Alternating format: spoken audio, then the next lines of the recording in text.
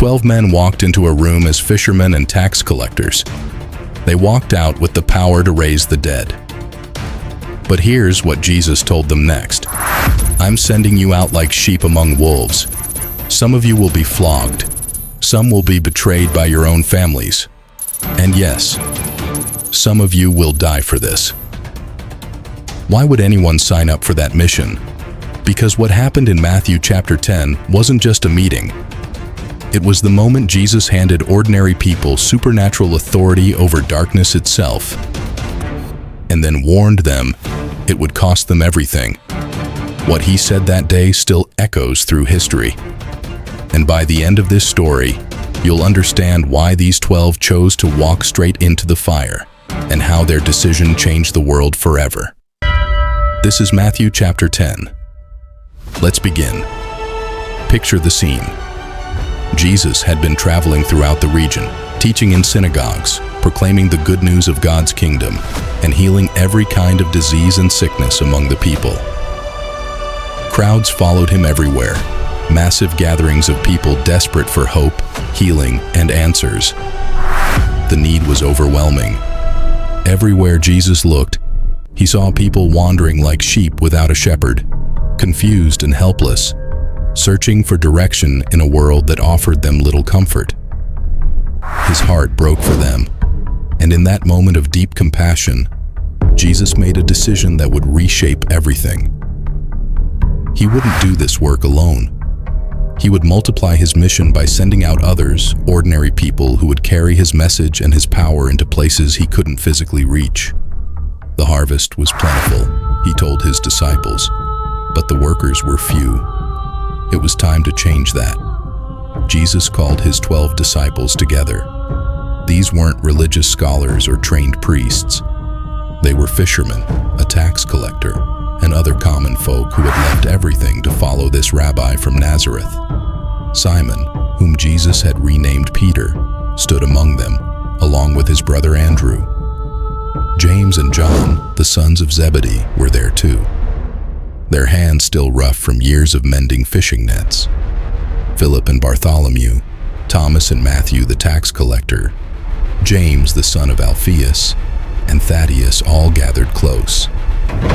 Simon the Zealot, who had once belonged to a radical political movement, stood shoulder to shoulder with the others.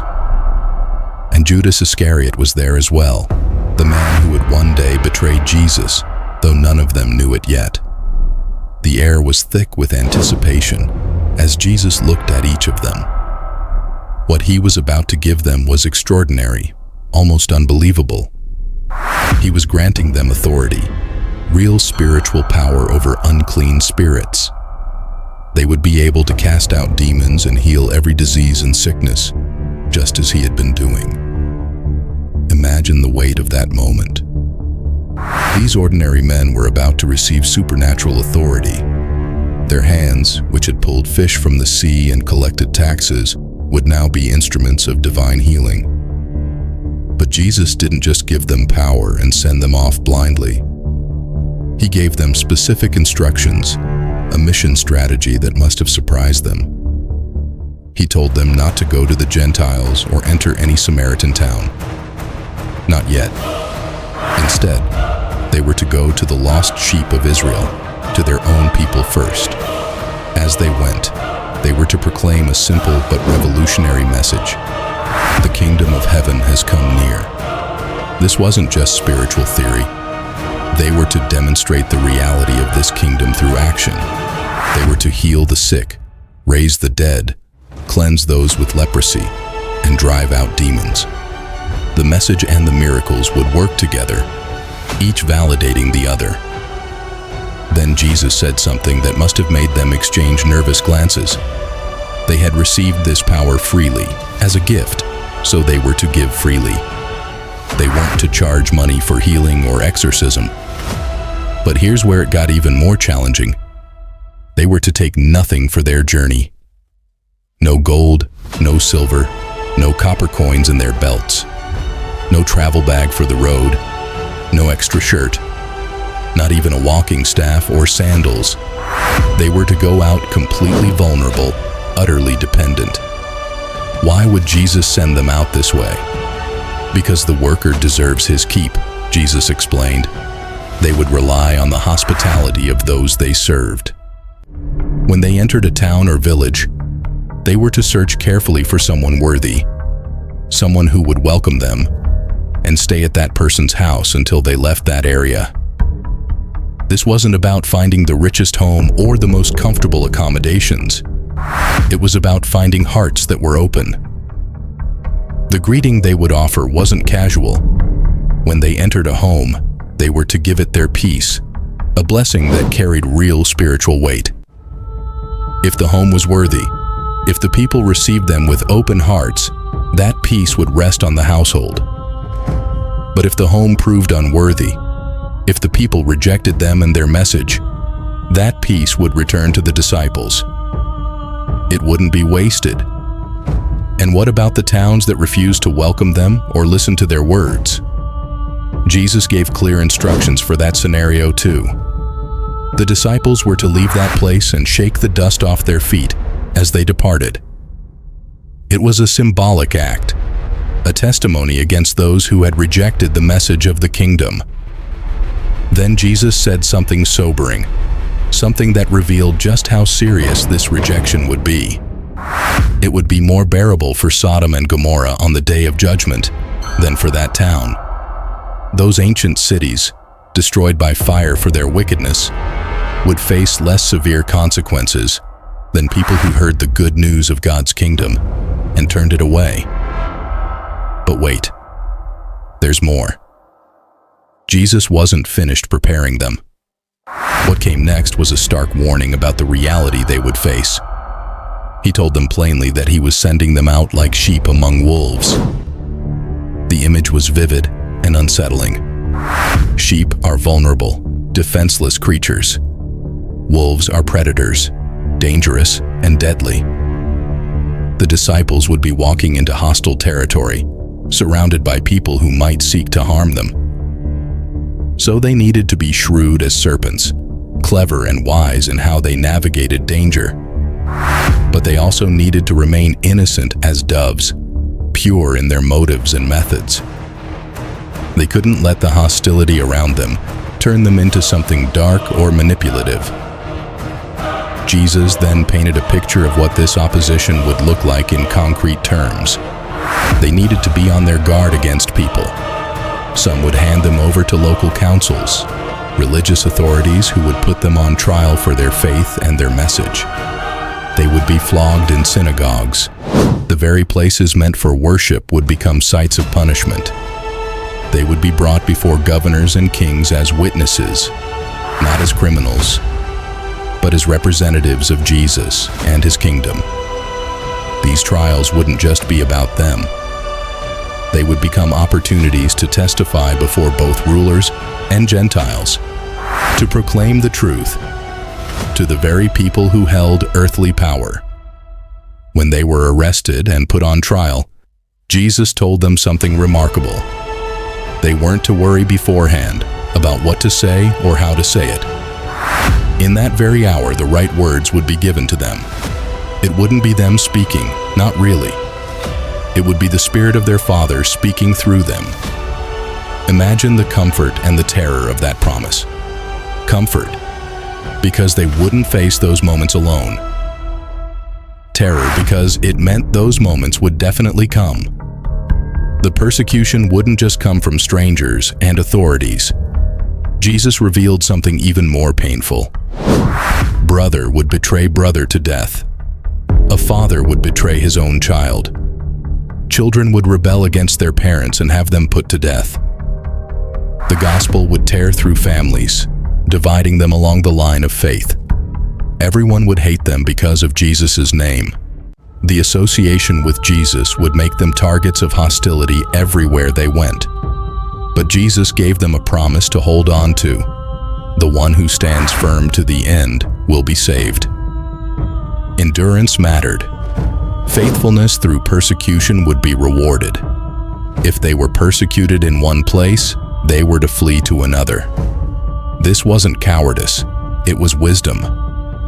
The mission was too important to throw their lives away unnecessarily. They were to be strategic, moving where they could be most effective. And here's an encouraging detail.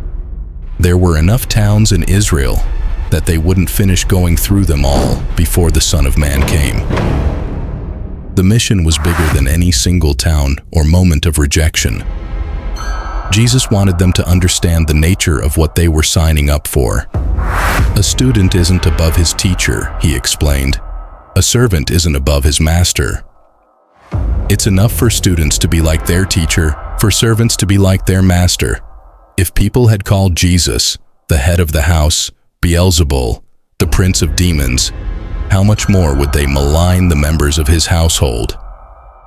The attacks on them would simply mirror the attacks on Jesus himself. But here's what they shouldn't do. They shouldn't be afraid of those who oppose them. Everything concealed would be revealed. Everything hidden would be made known. The truth would eventually come to light. What Jesus told them in the darkness, they were to speak in the daylight. What was whispered in their ears in private, they were to proclaim from the rooftops. The message wasn't meant to stay secret. It was meant to be shouted, declared, made known to everyone who would listen. Don't be afraid of those who kill the body, but cannot kill the soul, Jesus told them. That statement must have sent chills through them. He was acknowledging that yes, some of them might be killed for this mission, but physical death wasn't the ultimate threat. Instead, they should fear the one who can destroy both soul and body in hell. There were things worse than physical death, and there was someone whose judgment mattered far more than human opposition.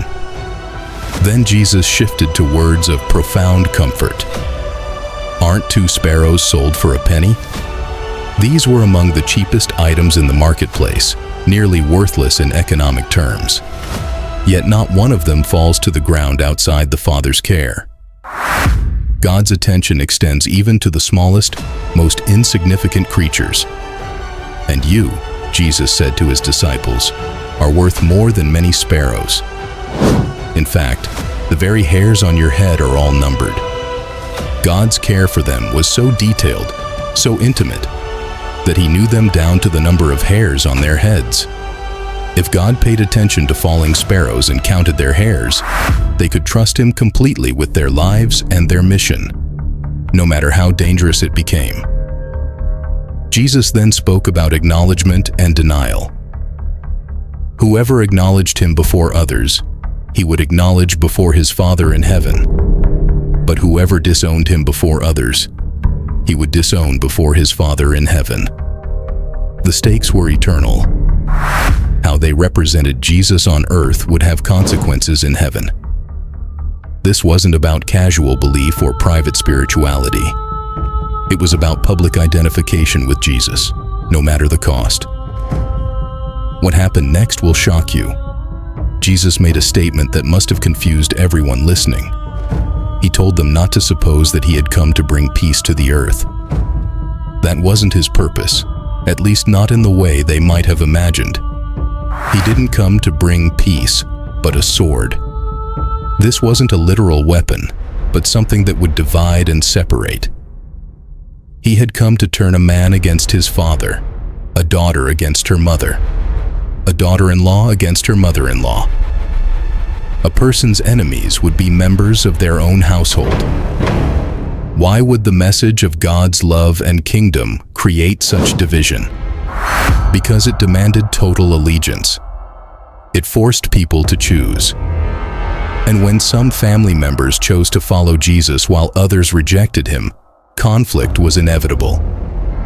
The gospel would expose what people truly valued and where their ultimate loyalty lay. Jesus laid out the terms clearly. Anyone who loved father or mother more than him wasn't worthy of him. Anyone who loved son or daughter more than him wasn't worthy of him. This wasn't about hating family or neglecting relationships. It was about priority, about who came first when loyalties conflicted. Whoever didn't take up their cross and follow him wasn't worthy of him. The cross was an instrument of execution, a symbol of death. To take up your cross meant to be willing to die, to surrender everything for the sake of following Jesus. Then he spoke a paradox that would echo through the centuries. Whoever found their life would lose it, but whoever lost their life for his sake would find it. Clinging to safety, comfort, and self-preservation would ultimately lead to loss. But surrendering everything, even life itself, for Jesus would lead to gaining true life, eternal life, life as it was meant to be lived. The tone shifted slightly as Jesus spoke about how people would receive his disciples. Anyone who welcomed them welcomed Jesus himself. And anyone who welcomed Jesus welcomed the one who sent him, the Father. Receiving a prophet because they were a prophet would bring a prophet's reward. Receiving a righteous person because they were righteous would bring a righteous person's reward. The connection between the disciples and Jesus was so strong that how people treated the disciples was how they treated Jesus. And here was the beautiful conclusion to his instructions. If anyone gave even a cup of cold water to one of these little ones, these seemingly insignificant disciples, because that person was a follower of Jesus, they would certainly not lose their reward. Even the smallest act of kindness toward those who serve Jesus would be noticed and rewarded by God. Nothing would be forgotten. No gesture of support would be overlooked.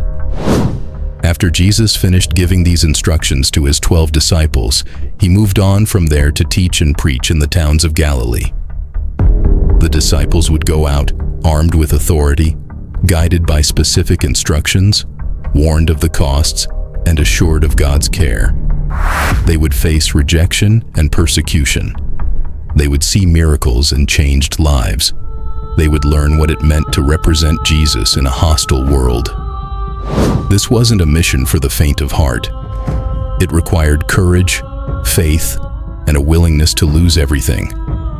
But it was also a mission backed by heaven's authority and wrapped in the Father's intimate care. These 12 ordinary men were about to participate in something extraordinary, something that would ripple through history and change the world forever. The instructions Jesus gave in Matthew chapter 10 weren't just for those 12 disciples 2,000 years ago. They reveal timeless truths about what it means to follow Jesus and participate in his mission today. First, recognize that God still uses ordinary people for extraordinary purposes. The disciples weren't special because of their credentials or abilities. They were special because Jesus called them and empowered them. You don't need to be perfect or highly qualified to be used by God. Second, understand that following Jesus may cost you something. It might cost you comfort, relationships, reputation, or security. Jesus never promised an easy path. He promised a meaningful one, a path that leads to true life even when it requires sacrifice. Third, trust God's intimate care even in dangerous circumstances.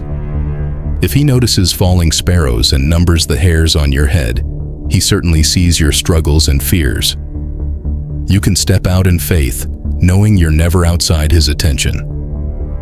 Fourth, remember that how you represent Jesus matters. Your public acknowledgement of him, your willingness to identify with him even when it's costly, has eternal significance.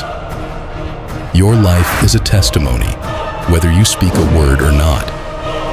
Finally, know that even the smallest acts of faithfulness are seen and valued by God. You don't have to do something spectacular. Even a cup of cold water given in Jesus' name matters in the kingdom. So here's the question that matters.